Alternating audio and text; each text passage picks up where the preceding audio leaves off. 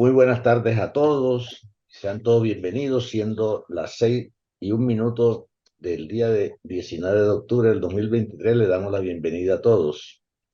En nombre de la Facultad de Medicina de la Universidad de Antioquia y del Hospital Alma Mater de Antioquia, les habla Domingo Caraballo Gracia, soy médico, profesor de la Facultad de Medicina de la Universidad de Antioquia y presto mis servicios también como médico en la parte de prueba de esfuerzo y rehabilitación cardíaca del Hospital Alma Mater de Antioquia, llamado anteriormente IPS Universitaria.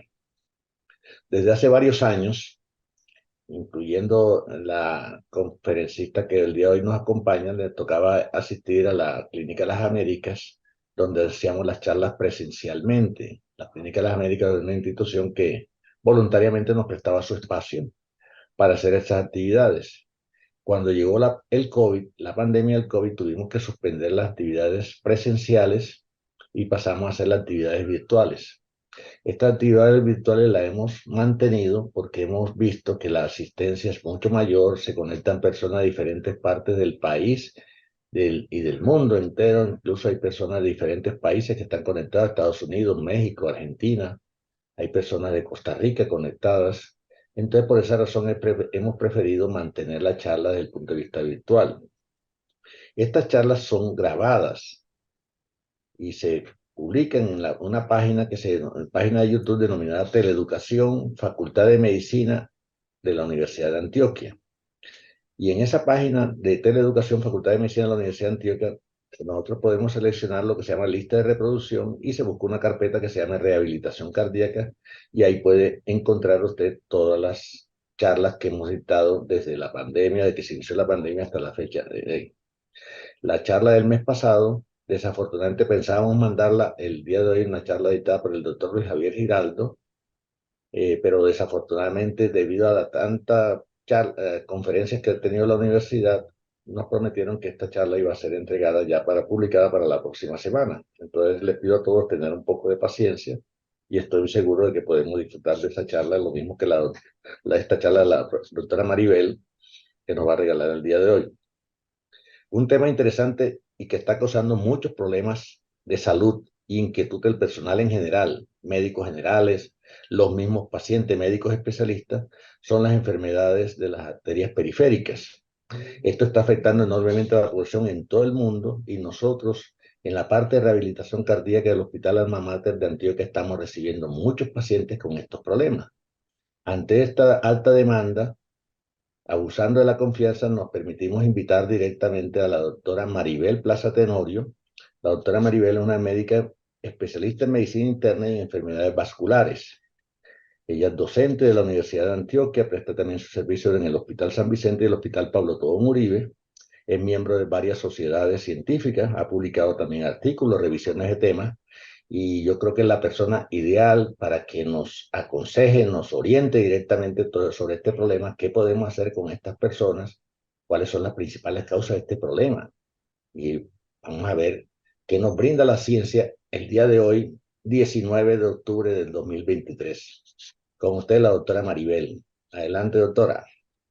Profe, bueno, primero voy a como confirmar el audio. ¿Se me escucha bien? Perfecto. Está bien y la imagen muy buena. Listo.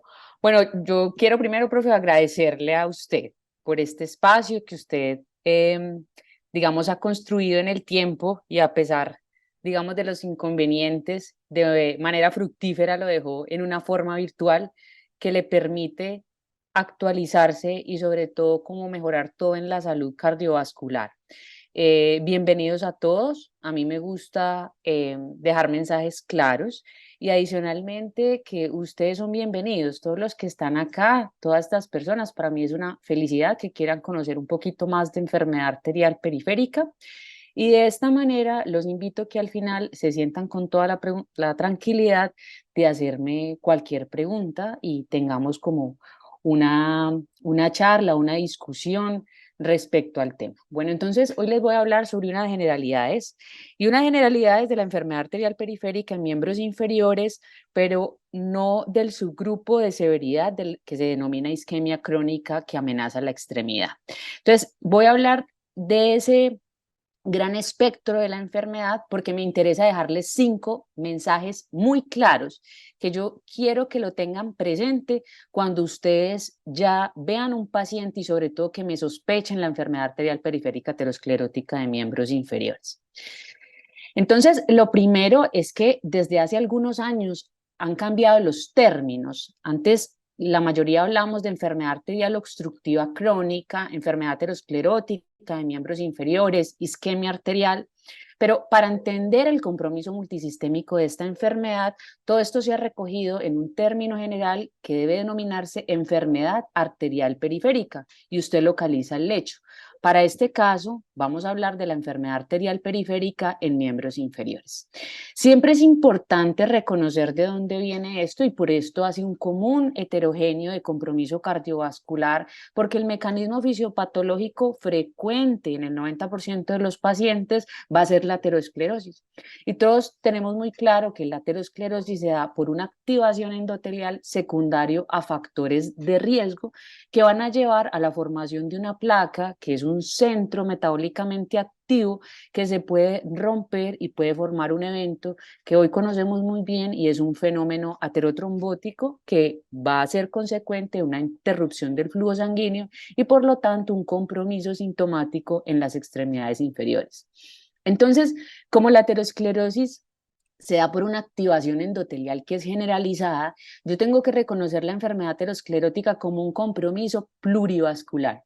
Si bien la enfermedad coronaria es la principal causa de muerte a nivel cardiovascular en el mundo, lo mismo que la enfermedad cerebrovascular, yo no tengo que entender la enfermedad aterosclerótica solamente esos lechos. Esos son los lechos más frecuentes, pero yo puedo tener compromiso en cualquier arteria, las coronarias, las arterias cerebrales intracraneales o las principales como la circulación carotidia extracraneal, la aorta, sus ramas, las ramas viscerales que van a los riñones, en fin, y adicionalmente las arterias en miembros inferiores. Por eso yo entiendo cada uno de los lechos comprometidos como un equivalente de riesgo cardiovascular. Cuando yo detecto la enfermedad aterosclerótica, ya sea en su espectro asintomático o sintomático, me está hablando de un riesgo incrementado, por eso es un equivalente, le tengo que dar el mismo peso que la enfermedad coronaria o la enfermedad cerebrovascular. Por eso tengan el primer mensaje, y es que cada territorio vascular afectado debe ser considerado como un marcador de riesgo cardiovascular. Y este mensaje es el más importante y empiezo con él, porque si yo entiendo la enfermedad y entiendo el mecanismo fisiopatológico, puedo tener muy claro cuáles son los elementos en el manejo y creo que ahí está la inercia terapéutica que tenemos frente a esta enfermedad. Y es importante tenerlo en cuenta porque es un marcador de pronóstico en los desenlaces que van a tener los pacientes, como mortalidad por eventos cardiovasculares generales tener un evento adverso en la extremidad. Entonces, hace parte de un espectro, de acuerdo al compromiso aterosclerótico, de la enfermedad arterial periférica que puede comprometer cualquier lecho vascular periférico, no coronario o no cerebrovascular. La enfermedad arterial periférica aterosclerótica de miembros inferiores cada vez incrementa su prevalencia de tal forma que estamos hablando que en este momento hay más de 200 millones de personas y habitantes comprometidos con la enfermedad en el mundo. Por lo tanto, es un problema demasiado frecuente que usted va a encontrar en su práctica clínica diaria. Los factores de riesgo son los factores de riesgo de la enfermedad aterosclerótica, pero para cada lecho van a tener un peso específico. Por lo tanto, es una enfermedad que está asociada con un factor no modificable que es la edad. Yo no voy a tener enfermedad aterosclerótica en pacientes jóvenes, sino que su presentación va a estar ligada y su riesgo a su probabilidad de acuerdo con la edad, pacientes por encima de los 65 años. Y vean en esta figura como un paciente a los 70 años tiene una prevalencia casi por encima del 6, el 7% de tener la enfermedad. Sin embargo, hay que entender una triada mágica y es que los principales factores de riesgo modificables son la diabetes mellitus y el cigarrillo. El principal factor, y eso incrementa el riesgo relativo casi en 4 veces de tener enfermedad arterial periférica, es el consumo de cigarrillo o derivados del cigarrillo, que eso también ya está claro, como la marihuana o inclusive el hábito tabáquico y la diabetes mellitus. Entonces, eso se vuelve como un dúo maligno. y en general con la edad es una triada de riesgo. Si yo tengo un paciente con diabetes y fuma, o solo diabético y fumador, debo concebirlo como que es un paciente que tiene enfermedad arterial periférica aterosclerótica en miembros inferiores hasta que se demuestre lo contrario, especialmente en el paciente diabético. Si yo lo entiendo así, hago una búsqueda activa de la enfermedad. Entonces, tengan en cuenta muy presente eso. Entonces, cuando uno piensa en enfermedad arterial periférica en miembros inferiores, uno, y les hago esta pregunta, ¿usted cómo se imagina que va a encontrar el paciente? ¿Qué va a ser la forma de presentación? Y usted ve esa imagen y piensa en un compromiso de pérdida de tejido o necrosis de la extremidad. Y esto es el primer error para todos los que están ahí. Porque esto, que no es, digamos, como el eje fundamental de mi charla, se denomina isquemia crónica que amenaza la extremidad, que es la presentación clínica más severa del compromiso en la perfusión de una extremidad, pero es infrecuente, es el 1 al 3% de los pacientes. O sea que si yo espero hacer un diagnóstico de esta enfermedad cuando la extremidad está así, si bien van a llegar, y sobre todo cuando yo estoy hablando de una consulta de atención especializada, pues yo voy a tener muchos pacientes con isquemia crónica que amenaza la extremidad porque yo soy vascular, porque trabajo con cirujanos vasculares, pero yo no quiero que ustedes piensen en la enfermedad y solamente piensen en eso. Eso es lo que no debe pasar. Yo tengo que detectar los pacientes en estadios tempranos para poder hacer un impacto y evitar desenlaces de alto riesgo y que mi paciente pierda la extremidad o que muera por un evento cardiovascular. Por lo tanto, entonces yo tengo que entender que esto es un espectro clínico que va desde los pacientes asintomáticos hasta el estadio más grande y más comprometido, como lo ven en esta foto, que se llama isquemia crónica que amenaza la extremidad. Cambió el nombre, antes se denominaba isquemia crítica, miren que ese no lo había cambiado yo de la presentación, y lo cambiaron a una isquemia crónica que amenaza la extremidad con el fin de, digamos, de hacer un grupo mucho más heterogéneo para entender la enfermedad. Pero voy a tener algo muy importante y son los pacientes que tienen síntomas con el ejercicio, ya sea claudicación típica o síntomas atípicos inducidos con el ejercicio. Entonces, miren esto, de esos pacientes asintomáticos, la minoría, el 1 al 3%, tienen el compromiso, presentación más severa, pero la mayoría se presentan con algún síntoma en el ejercicio. Claudicación típica, solamente del 10 al 35%, y la mayoría, y los otros, aunque no tienen esa claudicación intermitente típica, pero hacen alguna limitación en ejercicio. Tengan muy presente que casi el 50% de los pacientes van a ser asintomáticos, o sea que nosotros estamos viendo un problema, solamente la punta del iceberg, porque la mayoría de los pacientes son los que están enfermos, tienen la enfermedad y solamente van a tener factores de riesgo. Entonces, si usted es un médico acá presente que atiende una consulta de riesgo cardiovascular, usted es el elemento más importante para el control de esta enfermedad. Ustedes, médicos generales, si están acá, son el elemento fundamental en el tratamiento, porque ustedes van a tener aquel paciente diabético, fumador, hipertenso, que tiene los factores del riesgo, que yo debo detectar la enfermedad para impactar en los factores modificables y que no nos llegue a nosotros. Excelente. Entonces, también tengo que entender que él puede cambiar en ese espectro de presentación en el tiempo. Entonces, si yo voy a seguir un paciente en 5 años que comience como claudicante, del 5 al 10% va a progresar una extremidad amenazada, el 70 al 80% puede permanecer estable y entre un 10 al 20% se va a deteriorar en la claudicación, o sea, cada vez va a tener más síntomas con el ejercicio. Y este es un punto importante y es mi segundo mensaje después del compromiso polivascular o aterosclerótico sistémico como un equivalente cardiovascular en esta enfermedad, y es que una proporción importante de pacientes con la enfermedad tiene síntomas en los miembros inferiores con el ejercicio que no cumplen la definición clásica de claudicación intermitente. Entonces, ¿cuál es esa definición clásica o típica de claudicación intermitente? Eso tiene que tener como unos puntos básicos semiológicos similar a una lista de chequeo. Lo primero es que es un dolor o sensación de disconfort. Yo le digo siempre a mis estudiantes que la mayoría de los pacientes no refieren dolor como tal, sino que dicen yo tengo una molestia, doctora, en los miembros inferiores, que siempre se desencadena con el ejercicio, mejora con el reposo. Usualmente la mejoría con el reposo es rápida, menos de 10 minutos, y tiene que tener dos características importantes, y es que tiene una distancia de claudicación y un nivel de claudicación reproducible. ¿Qué quiere decir eso?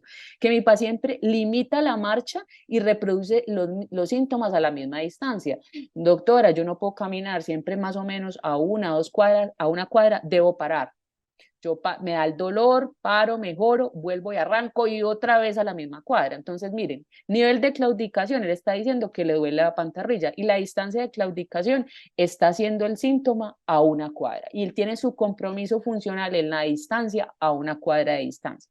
Entonces, si yo solo pienso que me tiene que cumplir esas características, voy a dejar a un lado y no voy a poder diagnosticar muchos pacientes que tienen síntomas atípicos. ¿Qué puede ser un síntoma atípico? Entonces no tiene una distancia. Es el paciente que me dice, vea, doctora, yo a veces camino, me duele un poquito más arriba, tengo una molestia, pero yo sigo caminando, me vuelve a dar, hay veces 2 cuadras, una cuadra. Entonces no tiene una distancia reproducible, no tiene un nivel reproducible, pero usted no le palpa pulsos, tiene factores de riesgo. Es un paciente sintomático, ya por definición. Entonces, es importante tener en cuenta los síntomas atípicos, porque o los subdiagnostico o dejo de diagnosticar otros diagnósticos diferenciales. Entonces, si yo tengo un paciente con factores de riesgo para enfermedad arterial periférica, fumador, diabético, la edad, y tiene síntomas de extremidades con el ejercicio sin claudicación típica, entonces me importa ese paciente, siempre le debo valorar los puntos y hacer los pulsos y hacer diagnóstico diferencial, porque tiene la enfermedad hasta que se demuestre lo contrario. Y como vamos a ver adelante en la charla, yo tengo que continuar con el abordaje diagnóstico.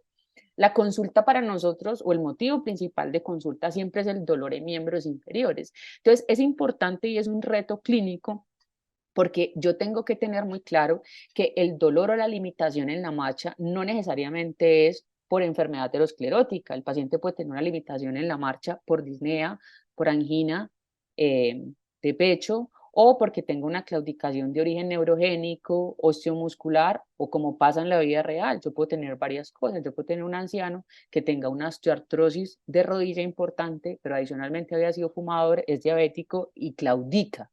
Entonces, por eso es tan importante, y les sigo haciendo énfasis en los factores de riesgo y la detección de la enfermedad, para yo poder detectar cada vez a estos pacientes. Si no estamos hablando de esto, digamos, como en énfasis en lo que sí que de la charla, sí me parece muy importante que ustedes tengan claro que es una isquemia crónica que amenaza la extremidad. La isquemia crónica que amenaza de la extremidad es muy diferente a isquemia arterial aguda, y no confundan estos términos. Como su nombre lo dice, lo que hace la diferenciación, las dos están hablando de una disminución en el flujo sanguíneo en una extremidad, pero el tiempo de evolución y probablemente los mecanismos etiológicos son lo que hace la diferencia. Entonces yo hablo de una isquemia crítica, como se llamaba anteriormente, o crónica que amenaza la extremidad, en un proceso crónico, más de 2 semanas.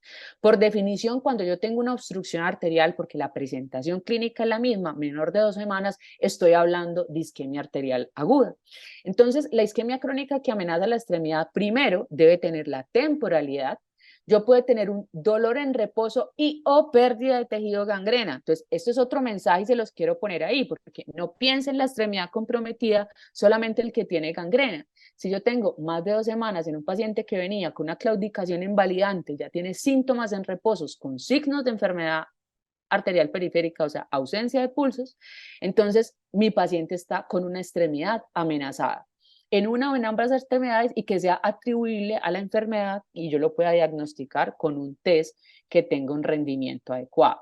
Es importante siempre hacer la evaluación como las características clínicas, o sea, no olvidar que las lesiones arteriales se van a ubicar en áreas o en superficies óseas.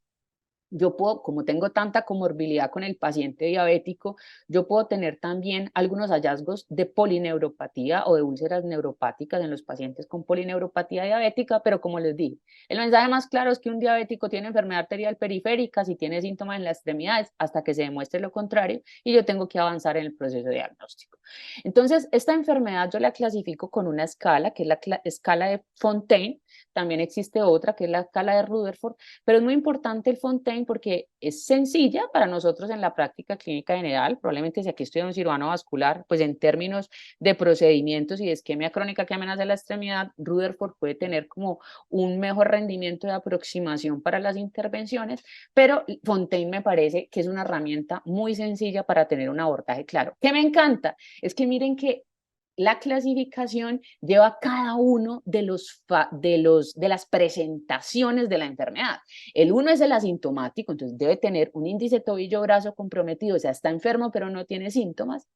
Dos, es el paciente que tiene síntomas con el ejercicio, la claudicación, y se subclasifica de acuerdo a la distancia de claudicación, si es menor o mayor de 200 metros. Y miren que el estadio 3 y 4 ya es el paciente que está amenazado, que tiene una isquemia crónica que amenaza la extremidad. 3, dolor en reposo, y 4, que es el que ya se presenta con gangrena o pérdida del tejido.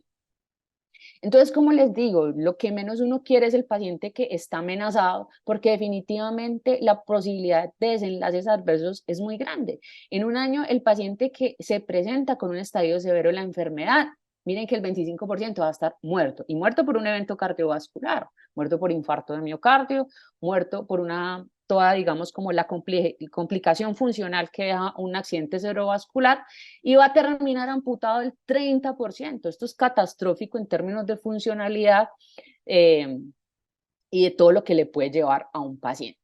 Entonces, como me interesa es que hablemos de la población más frecuente en presentación, que son aquellos que tienen síntomas con el ejercicio o son claudicantes. Entonces, entendamos un poquito la fisiopatología del compromiso arterial durante este. Entonces, yo puedo tener una explicación fisiopatológica de causas hemodinámicas y no hemodinámicas. Hemodinámicas es que si yo tengo una obstrucción arterial, pues es entendible que yo tenga un desbalance entre el aporte de oxígeno al tejido, que es insuficiente para cumplir la demanda metabólica de ese músculo. Y esto lleva a un mecanismo hemodinámico de daño de manifestación clínica que se denomina isquemia reperfusión.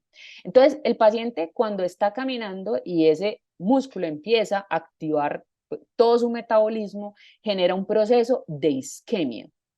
Y una vez el paciente para, entonces, cuando él ya empezó a caminar, el músculo incrementó su demanda metabólica para el ejercicio, el aporte de oxígeno es insuficiente para cumplir ese ciclo aeróbico que debe tener el músculo, entonces genera dolor, y en ese momento yo tengo vasodilatación compensatoria y tengo toda la producción, digamos, por reperfusión, por ese ácido láctico y los radicales libres de oxígeno que se acumularon en ese espacio muscular, y el paciente debe parar, por eso claudica, está en una reperfusión por el daño o la manifestación isquémica.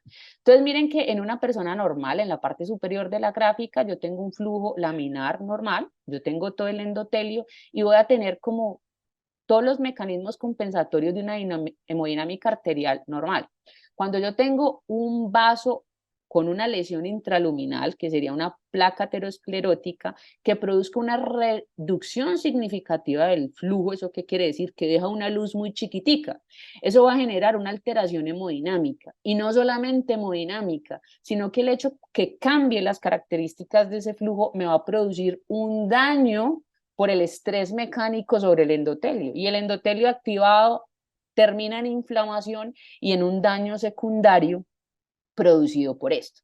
Entonces, tercer mensaje, a pesar que yo entiendo que hay una reducción del flujo, el compromiso hemodinámico, o sea, tener una estenosis, no es suficiente para explicar los síntomas de la enfermedad arterial periférica durante el ejercicio, porque los síntomas varían entre los pacientes a pesar de tener un mismo compromiso anatómico. ¿Qué quiere decir eso? Que si, por ejemplo, yo siento varios pacientes que tienen la enfermedad y yo les hago una ecografía, un Doppler, una angiotomografía, un estudio anatómico, yo puedo ver pacientes que están muy comprometidos, o sea, tienen muchas estenosis y no tienen síntomas o tienen una tolerancia al ejercicio muy grande. Y puedo ver pacientes solamente con una estenosis de la arteria femoral superficial y el paciente tiene una claudicación invalidante y claudica y limita su actividad física a una distancia muy corta. Entonces, ese compromiso es insuficiente. Y para eso ya hemos entendido y avanzado mucho como la investigación en este tema, y es que existen otros mecanismos implicados, no solamente la reducción del flujo. ¿Y eso qué tiene que ver? Es cómo responde la célula y el tejido muscular a la isquemia y sobre todo no solo cómo responde, sino cómo se adapta a esa isquemia crónica. Entonces es importante entender que yo tengo un dolor isquémico en la marcha.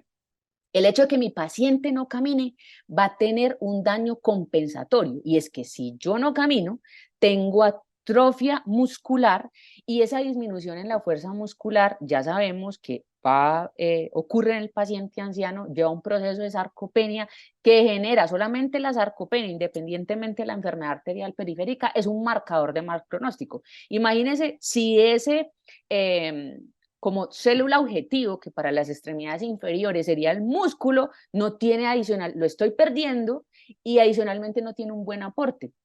Yo tengo una alteración en el balance, entonces los pacientes adicionalmente con la edad pueden tener una alteración en el balance en el apoyo de la marcha, van a tener una disminución en la velocidad de la marcha.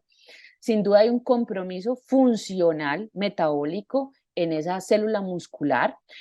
Adicionalmente se ha visto que independientemente que sean diabéticos o no, ese daño isquémico va llevando a un daño en las fibras nerviosas, sobre todo en las fibras sensitivas. Voy a tener una reducción en la movilidad con una declinación funcional progresiva. El paciente que empieza a tener una limitación en su marcha va generando unos cambios adaptativos que no solamente alteran toda la fisiología del organismo, sino que limitan su calidad de vida, porque el paciente que antes iba a misa, pues ya era importante la misa para él, ya dejó ir ese anciano a misa. Ese paciente ya no puede ir al banco y pierde su independencia y su capacidad de realizar actividades instrumentales, que son muy importantes y que para el paciente anciano miden desenlaces que son muy significativos en el momento de evaluar funcionalidad. Entonces, tener esa alteración en la marcha me va llevando a un círculo vicioso. Voy a tener dolor, compromiso muscular, reduzco la movilidad, entonces mejor no salgo, ya no voy a misa, para que no tener dolor y entro en algo muy peligroso que al final es un síndrome geriátrico y es el síndrome de inmovilidad. Mi paciente dejó de caminar y esto es un problema muy grande.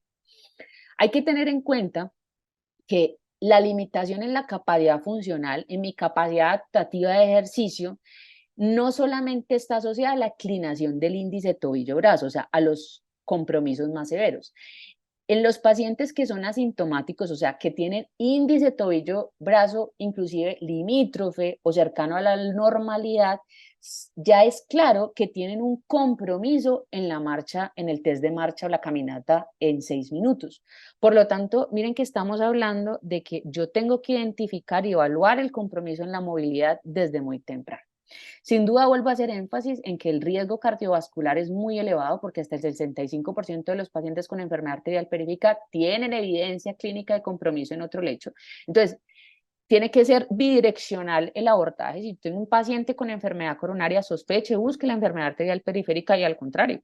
Si yo tengo un paciente con enfermedad arterial periférica, yo tengo que hacer una búsqueda de que me hable de toda la comorbilidad en los otros lechos, enfermedad cerebrovascular, falla cardíaca, angina de pecho, que me haga sospechar en enfermedad coronaria. Y miren que también ahí es importante evaluar qué es lo que me está limitando la marcha al paciente, la disnea, la angina de pecho o la claudicación en miembros inferiores. Y esto es importante tener en cuenta porque más de los desenlaces en la extremidad, los pacientes se mueren y fallecen por causas cardiovasculares. Miren que la mortalidad a un año es tan alta como el 10 al 15% de eventos no fatales, pero que pueden llevar al deterioro funcional hasta el 20%, y esto son cifras muy altas y alarmantes. Entonces, tercer mensaje, usted tiene que tener y hay que hacer énfasis en la importancia de la prevención cardiovascular por encima del manejo de la enfermedad en un lecho vascular específico. Entonces, si yo tengo una gran mayoría de pacientes que yo los puedo detectar, que inclusive ya tenemos terapias de manejo médico óptimo cada vez mejores, pues yo tengo que impactar en esto para poder reducir los desenlaces que van a ser una carga de morbimortalidad muy alta para el sistema.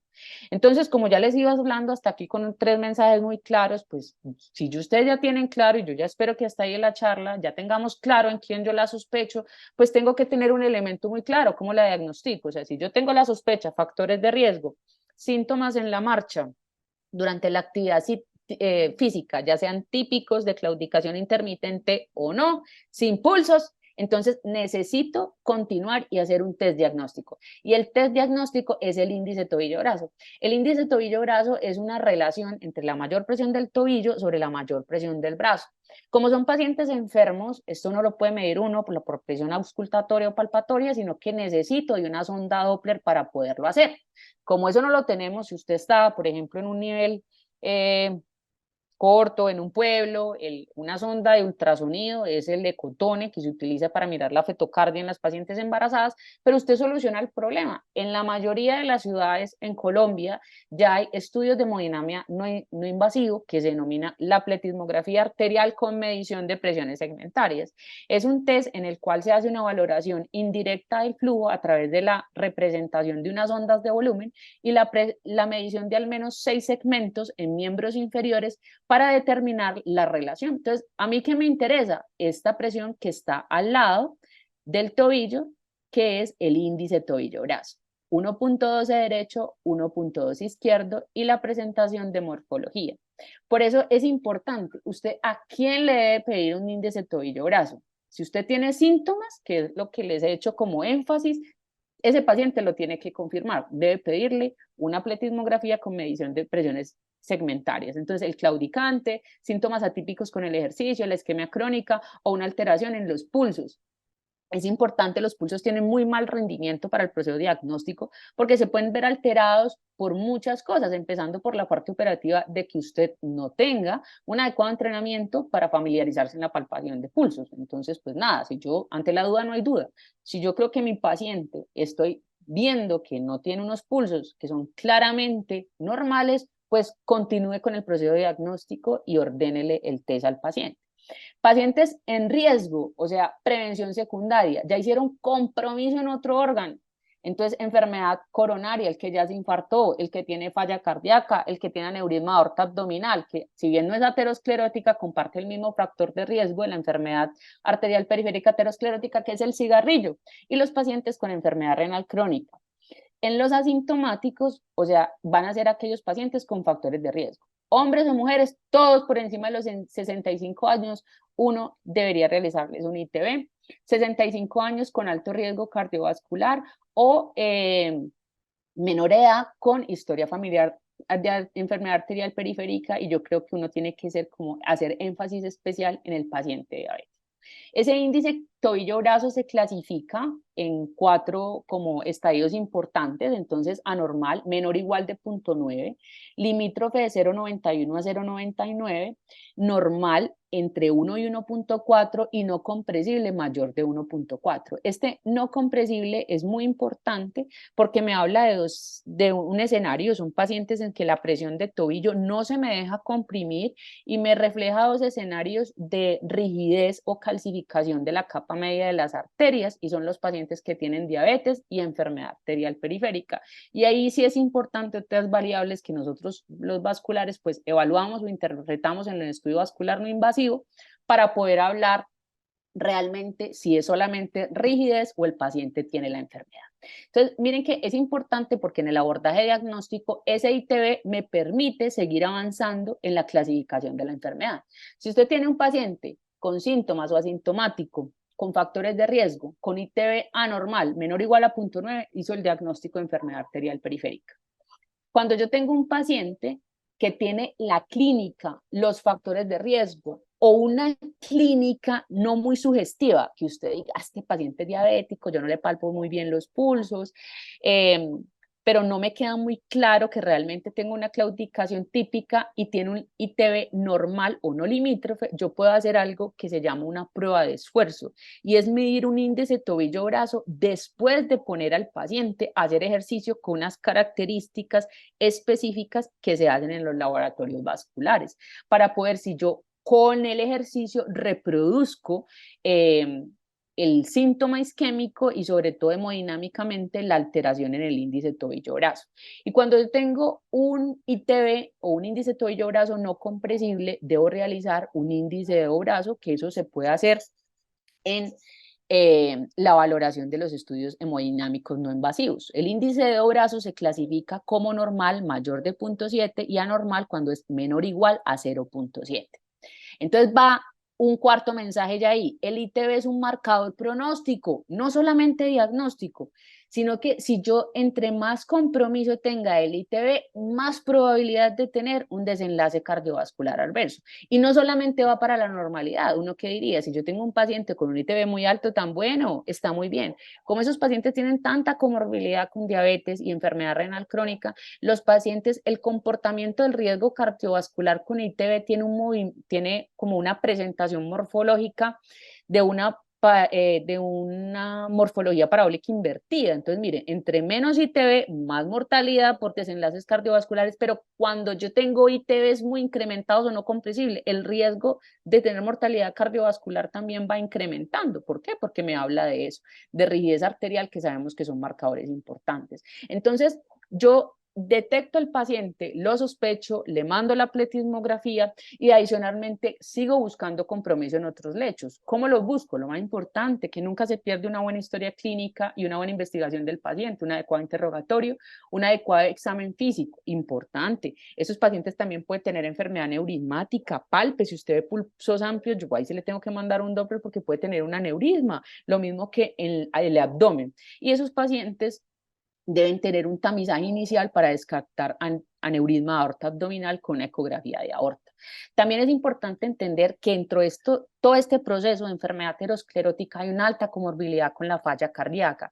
Por lo tanto, en los pacientes con falla cardíaca yo debo buscar enfermedad arterial periférica porque la comorbilidad entre las dos me va a tener mayor desenlace, sobre todo cardiovasculares en los adversos, en los pacientes. Entonces, si hemos entendido hasta ahora ahí la enfermedad y el principal mecanismo etiológico, entonces uno entra a la duda del manejo. ¿Esto será un manejo quirúrgico o un manejo médico?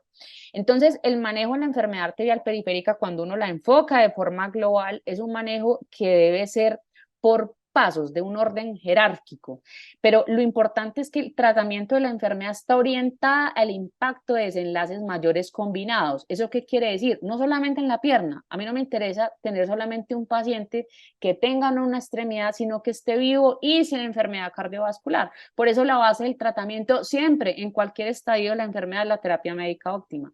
Cuando yo tengo un paciente que está amenazado, que no ha respondido ya con una claudicación invalidante a la terapia médica óptima, pienso en el manejo quirúrgico y a lo que uno no quiere ver, que es el paciente no revascularizable, que entramos ya en el manejo o cuidado paliativo. Entonces, de ese que me interesa, que son los pacientes sintomáticos que no tienen isquemia crónica que amenaza la extremidad, mensaje gigante, el tratamiento de entrada no es quirúrgico, el tratamiento es médico. Y la piedra angular del tratamiento médico es mejorar, optimizar los factores de riesgo y la terapia de ejercicio, el fortalecimiento o el entrenamiento muscular. Cuando yo hablo de enfermedad arterial periférica y por la comorbilidad cardiovascular que esto tiene, yo siempre impacto dos desenlaces. Algo que se conoce como MACE o desenlaces cardiovasculares mayores, que es tener infarto de miocardio, muerte por infarto de miocardio, mortalidad cardiovascular general o accidente cerebrovascular, y algo que proviene de sus siglas en inglés y es el MACE, los desenlaces adversos en la extremidad. Pues oye, yo tengo un paciente vivo, pero yo no quiero que lo amputen y que sea una amputación mayor, que mi paciente no requiera una revascularización, no lo tengan que operar y que no progrese a una extremidad amenazada o una isquemia crónica que amenace la extremidad. Entonces, ese tratamiento médico, miren que es importante seguir recordando las terapias no farmacológicas y el principal factor de riesgo del cigarrillo. Yo tengo que hacer digamos, como todo el impacto que tenga, aunque es difícil pues en la práctica clínica, que el paciente suspenda el hábito tabáquico y impactar, que esto tiene muy buena evidencia clínica en el manejo antitrombótico de la formación de la placa aterosclerótica. Entonces, si el paciente es diabético, yo debo tratar la diabetes, debo controlar, dar terapia hipolipemiante óptima, el control de la presión arterial y por lo tanto el manejo antitrombótico que ya tiene un papel importante en el tratamiento de la enfermedad. Del paciente claudicante, porque es que lo que le va a preguntar a su paciente y lo que le va a mostrar es el dolor, es importante, yo tengo dos opciones, la terapia de ejercicio supervisado, y ustedes han escuchado el silostazol inhibidor de la fosfodiesterasa, tiene un efecto en la mejoría de los síntomas, en la distancia libre de claudicación, pero no es un impacto grande en el tiempo.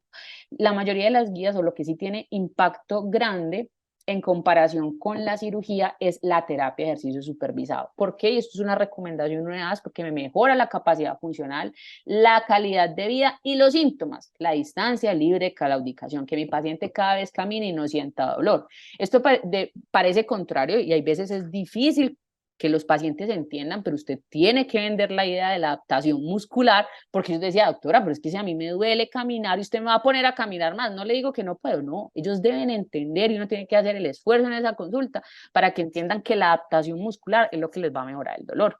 Y eso se ha comparado, porque ¿qué es más fácil? Si usted tiene un compromiso, tratar de abrir el vaso.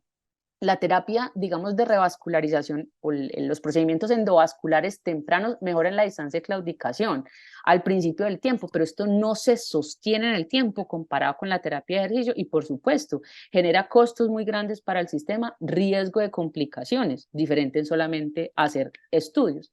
Por lo tanto, entonces las guías de práctica clínica son muy claras en que las terapias de ejercicio supervisada son recomendadas para mejorar los síntomas, la calidad de vida y la capacidad funcional. Esto es una estrategia costo efectiva que puede estar dentro de una terapia de rehabilitación cardiovascular, pero debe estar dirigida al entrenamiento del paciente con enfermedad arterial periférica. O sea que no es cualquier programa de ejercicio, sino que debe ser una caminata intermitente, un programa único, como les decía, dentro de un programa de rehabilitación cardiovascular, por un personal que sea capacitado, mínimo de 30 a 40 minutos, 3 veces por semana, máximo pues 12 semanas, progresión a meta, yo tengo que tener una prueba de esfuerzo diagnóstico, mirar la capacidad funcional e idealmente que a uno le mostraran los resultados o la mejoría del paciente con esa adaptación del ejercicio. Y el reto de caminata es que el paciente debe siempre llevarse a la claudicación moderada o máxima, o sea que siempre intente caminar un poco más con periodos de reposo. Y es importante porque yo solamente el ejercicio se debe prescribir por alguien capacitado, evaluar siempre contraindicaciones, realizar una prueba de esfuerzo inicial, el tipo de ejercicio, la intensidad, la duración, la frecuencia, la supervisión y el seguimiento. De esos pacientes que tienen claudicación o síntomas atípicos durante el ejercicio, ¿quiénes se benefician de revascularización? Porque como les dije, la entrada es el manejo médico y la actividad y la terapia de ejercicio supervisado, aquellos que a pesar de terapia médica óptima tengan una claudicación invalidante, o sea, les comprometa la calidad de vida por y la función que desempeñen, entonces definitivamente sea algo que lo oriente a uno como médico si los riesgos son aceptables de realizar una intervención temprana y por supuesto el paciente que tenga una isquemia crónica que amenace la realidad.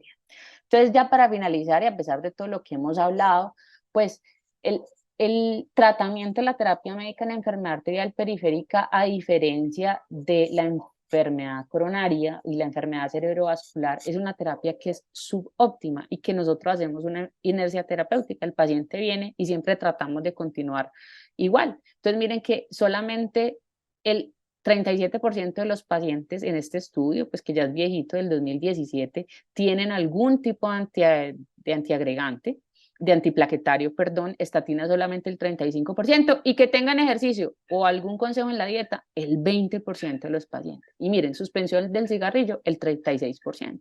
Entonces, a pesar que es importante, miramos que la prevalencia en la utilización en estos pacientes de terapia médica óptima es totalmente escasa. Por lo tanto, esto debe ser una invitación a que esto tiene que tener un enfoque multidisciplinario, a que lo entendamos como un factor de riesgo cardiovascular, un equivalente riesgo cardiovascular y por lo tanto el control oportuno de riesgo es lo que me permite tener un impacto en la historia natural de esta enfermedad.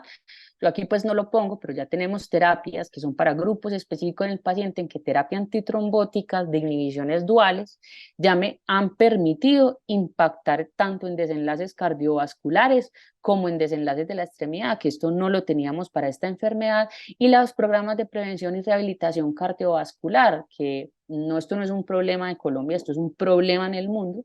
Hasta hace poco entró en todos los sistemas de salud la terapia de ejercicio supervisado en el Medicare en Estados Unidos, pero la mayoría no los cubren los servicios de salud. Entonces es importante en que no es solo saber qué sirve, es creer que sirve. Y esta es la invitación sobre la terapia médica y sobre todo en el ejercicio, que lo que les mostré nos dé conocimiento respecto a la evidencia que tiene y cada vez incrementemos la prescripción y busquemos la forma de que los pacientes tengan acceso a esto. Muchas gracias. Perdón. Yo quiero hablar pues Maribel, antes que, bienvenidos pues todas las preguntas que me quieran hacer. por favor, activar el micrófono y doctora Maribel, muchísimas gracias. Muy clara, muy concisa la charla. Indudablemente estamos viendo las causas de ese gran problema que estamos viendo en el mundo, la parte de la enfermedad arterial periférica. Yo quiero resaltar en esa parte que usted dice, estaba diciendo al principio, la parte de esos factores de riesgo. Indudablemente, la parte educativa de los pacientes, resaltar la importancia de la parte de esos factores de riesgo, sobre todo esos modificables como la diabetes, el cigarrillo. Hay que hacerle mucho énfasis a la gente y eso desafortunadamente hasta los mismos pacientes lo vemos en la práctica médica. Los mismos pacientes a veces creen que se hace el manejo, control de la diabetes 1 mes, 2 meses, 6 meses y ya eso se curó. Esas enfermedades no se curan. Entonces tenemos que hacer esa parte en conjunto. La otra cosa que yo quiero resaltar, doctora Maribel, es esa gran asociación que usted mostraba entre los problemas coronarios y los problemas vasculares periféricos. Estamos viendo muchos pacientes que llegan con enfermedad coronaria, le resuelven su problema coronario y al cabo de un tiempo comienzan a presentar síntomas de claudicación porque su capacidad funcional mejora y como mejora la capacidad funcional de esos pacientes, pueden hacer actividad física un poco mayor y comienzan a aparecer síntomas de claudicación.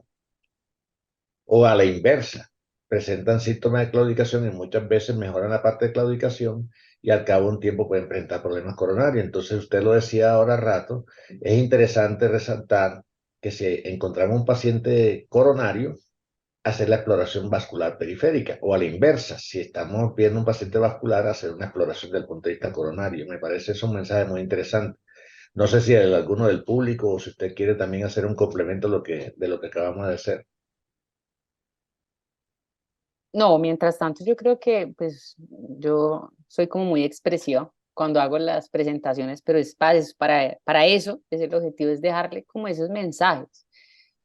Piensen bien en la enfermedad y que utilicen un test adecuado. De pronto como un tip para los que están acá presentes, y es que por temas más de facturación que realmente, de que así se denomine el estudio, ustedes siempre deben pedir una pletismografía arterial de miembros inferiores más medición de presiones segmentarias. No en todas las instituciones eso viene empaquetado con el mismo CUPS diagnóstico. Entonces, yo para tener, digamos, como la evaluación adecuada y que sea interpretable, yo debo tener todo, o sea, uno no puede tener ondas de volumen por un lado y presiones por el otro.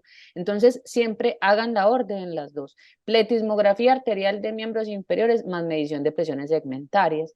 Cuando yo quiero evaluación del índice tobillo-brazo, aparece como fotopletismografía de miembros inferiores, pero digamos que eso es un problema más como estructural en términos de facturación y demás, pero pues que nosotros como médicos lo tengamos en cuenta para lo que me va a llegar sea con la información adecuada, no lo que hay veces uno está notando es que el paciente le van a medir las presiones inventarias en un lugar, en un laboratorio vascular y en el otro las ondas de volumen, o sea, uno es una sola persona, no podemos fragmentar la atención ni el diagnóstico.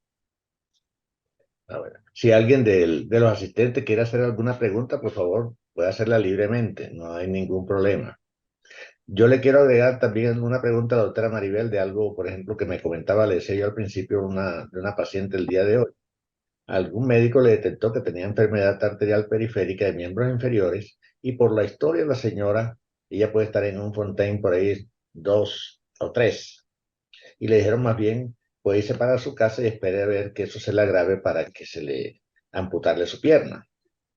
Eso le dijeron a esa paciente que de pronto está entre los asistentes. Yo le dije, ojalá si esté entre los asistentes para que le exprese a la doctora. Eso le dijo alguien a la paciente. Bueno, una cosa importante es que la isquemia crónica que amenaza la extremidad, como su nombre lo dice, amenaza la extremidad. Eso es urgente. O sea, si yo tengo pérdida de tejido, gangrena o un dolor en reposo isquémico, requiere una valoración por urgencias por la persona más competente, que para eso es el manejo del cirujano vascular, porque el paciente tiene altísimo riesgo de perder la pierna y se debe entrar en un proceso de definir cuál es la mejor estrategia para tratar de salvar la extremidad. Si mi paciente no está ahí, miren todo lo que yo puedo hacer. O sea, yo no debo parar porque lo que yo tengo que hacer es evitar que mi paciente llegue a eso, porque ese escenario ya hay muchas cosas que hacer, pero la mayoría o lo que uno ve es que cuando entra en eso la posibilidad de complicaciones es muy grande. Entonces, si yo no estoy ahí, yo optimizo el manejo. Yo puedo impactar la historia natural de la enfermedad para que mi paciente no amenace la extremidad.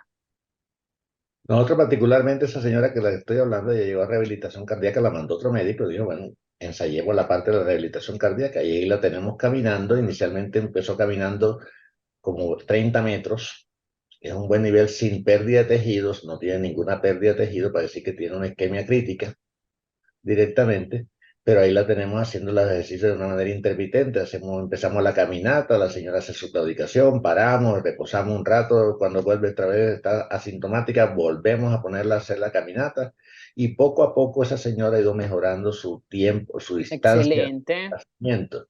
Entonces yo lo que digo es que a veces nosotros los médicos, por desconocer ciertas cosas como lo que usted ha planteado, de la importancia de la actividad física, la importancia que tiene corregir ciertos factores de riesgo, y de motivar al paciente al cambio, que es otra de las cosas que nosotros también tenemos que tener en cuenta, que a veces no motivamos a los pacientes al cambio en su estilo de vida y eso repercute sobre el paciente y el paciente sale directamente de la consulta muy, muy triste, muy aburrido porque está esperando a ver cuándo es que le van a amputar su extremidad. Así es. Y adicionalmente que yo ya tengo estrategias de tratamiento muy buenas para el control de la diabetes, análogos del GLP-1, GLT-2. Entonces, uno se tiene que ir con todo lo que yo puedo mejorar y optimizar esos, como esas comorbilidades de esos factores de riesgo. Aquí hay una pregunta que es muy interesante en el chat y es que si la pletismografía la puede ordenar el médico en la EPS. Claro que sí, la puede ordenar. Muy, Y es un examen que es PBS, pues está en el plan básico de salud. muy bueno. No sé si hay otra pregunta aquí del auditorio. De parte mía, excelente, muy clara su charla, doctora Maribel, como todas las charlas que usted siempre nos ha regalado. Así sea de otra manera, no Después de solamente 5 años, ¿de cuánto? No, pues de cinco imagínese. años, pero también nos ha dictado otras charlas así sea personalmente conversando, porque hemos ido aclarando muchas dudas para bien de la comunidad. Si alguien más tiene alguna pregunta, por favor. Aquí la doctora Rosofelia Álvarez manifiesta que muy interesante y clara la conferencia. Muchísimas gracias. Y todos los asistentes también están diciendo lo mismo. Entonces, si no hay más preguntas, doctora Maribel, no me queda más sino agradecerle todo ese esfuerzo, porque yo sé toda la carrera que usted tuvo para salir del Hospital Pablo Tobón y llegar a su casa y hacer esto. No, Aquí profe, alguien usted pregunta por la si invitación, el espacio. Aquí de pronto hicieron una preguntita que la quiero primero contestar ordena antes de que... el ITB. Sí, recuerden, la pletismografía arterial, cuando están viendo presiones, les va a dar el ITB. Entonces, no existe como código CUPS para facturación, solamente índice tobillo-brazo. En la pletismografía, con la medición de presiones, porque si yo mando pletismografía, solo pueda que solo le lleguen ondas de volumen y yo necesito las presiones para poder sacar la relación, que eso el equipo lo genera. Entonces, si yo mando pletismografía de miembros inferiores más medición de presiones segmentarias, ahí está el índice tobillo-brazo.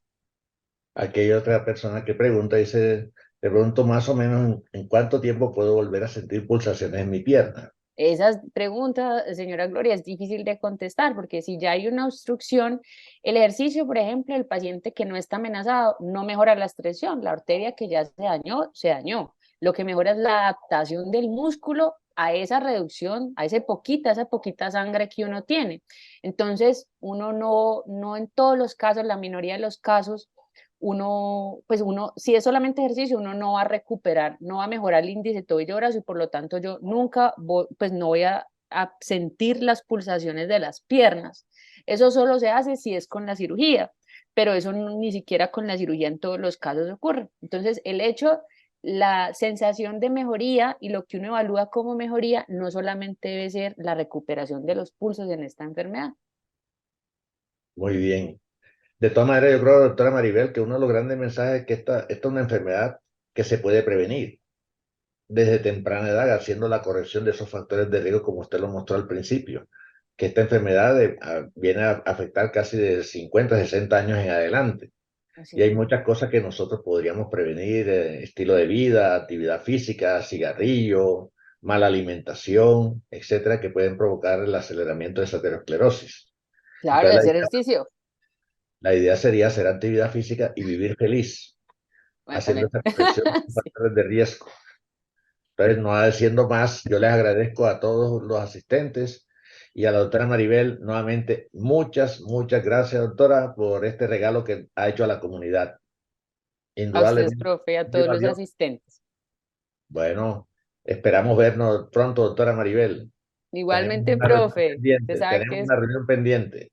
una felicidad por mí. Ya como mi fellow asistió, la voy a llevar. Listo, esa la organizamos. De todas maneras, feliz noche a todos. Gracias a Estén muy todos. bien y muchas gracias por todos.